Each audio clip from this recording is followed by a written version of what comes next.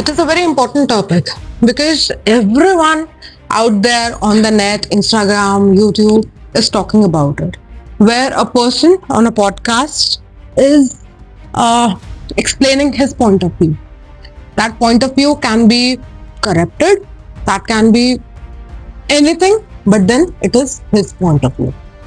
I fail to understand why everyone is focusing towards the negative and repeating it again and again so that वो popularize हो जाए. Why?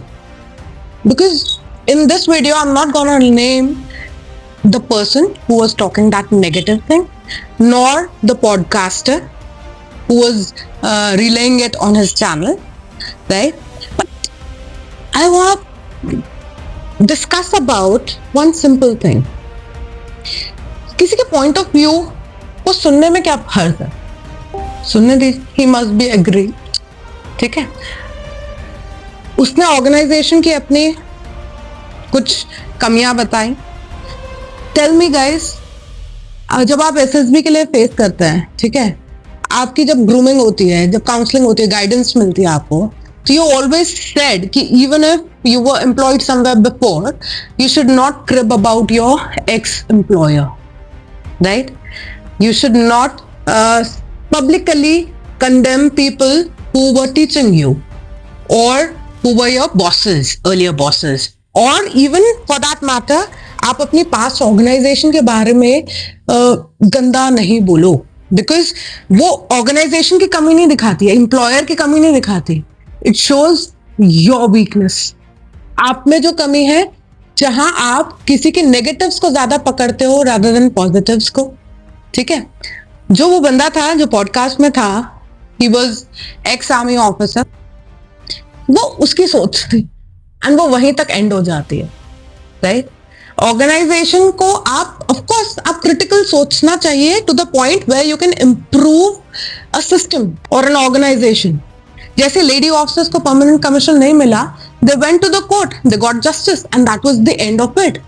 But publicly, if you speak negative about your organization, it doesn't put your organization in bad light, guys, but then on the contrary, वो आपको bad light में throw करती है, right? So keep that in mind. यही psychology ना आपको normal अगर आप अपनी life में implement कर सकते हो ना, like देखो, किसी के भी आप अपने पेरेंट्स को अनजस्ट क्यों बोलेंगे? बिकॉज इफ यूर 2 siblings और 3 siblings, ठीक है, किसी दिन किसी को डांट ज्यादा पड़ गई, किसी को कम पड़ गई, so you will claim them that our parents are unjust, ठीक है?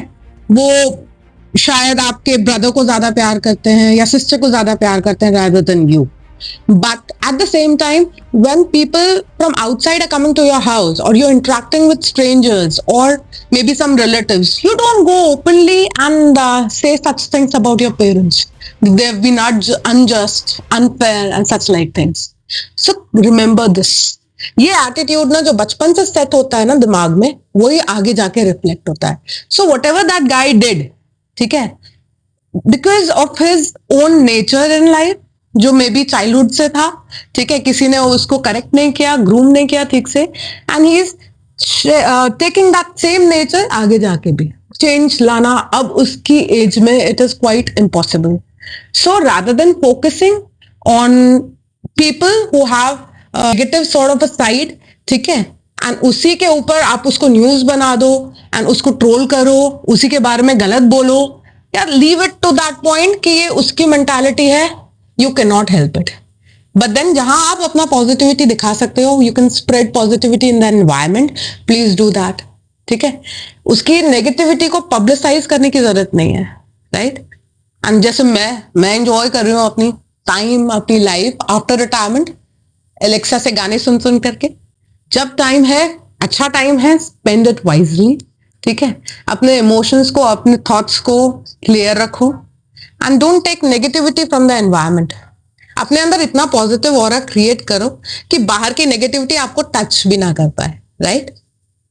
आई होप ये ज्यादा तो नहीं हो गया लेक्चर आप सबके लिए, ठीक है? एंड